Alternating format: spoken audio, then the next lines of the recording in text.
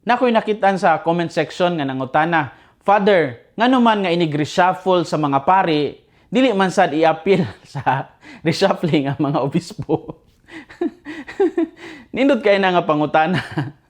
Sa atong simbahang Katoliko, lahi ang papel o responsibilidad sa pari o sa obispo. Ang pari kasagaran gina-assign sa usa ka parokya o mahimong balhin-balhinon sa iyang obispo sumala sa panginahanglan sa diocese. No?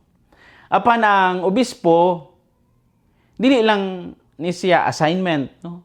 Siya mao ang pastor sa tibuok dioceses o archdiocese. Ug ang iyang katungdanan, mas permanent, mas lapad, mas broad. Ang pagpili o pagbalhin-balhin sa obispo, dili na ginabuhat sa lokal nga level, no? Kundili sa mas taas nga awtoridad sa simbahan, ilabi na sa Santo Papa, nga mao ang nag-appoint o nagbalhin kanila kung kinahanglan. Mao nga ang sitwasyon sa atong mga obispo, dili pareha sa simple nga pag-reshuffle diya sa mga tagsa-tagsa nato ka mga diocese nga ang mga pari nga ma-reshuffle sa after pipila ka mga tuig. Ang obispo magpabilin sa usa ka diocese sulod sa daghang tuig aron mapalig-on ang direksyon o pagdumala sa simbahan.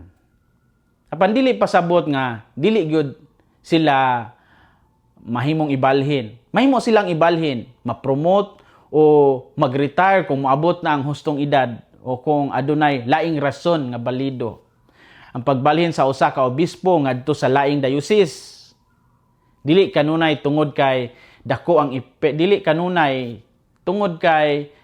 epekto niini sa tibuok diocese.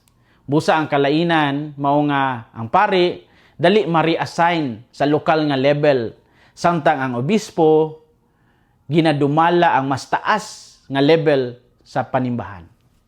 Apan pari man o obispo sa katapusan pareho silang gitawag sa pag-alagad. Apan lahi-lahi ang paagi sa ilang pagkadestino ug usab sa ilang responsibilidad.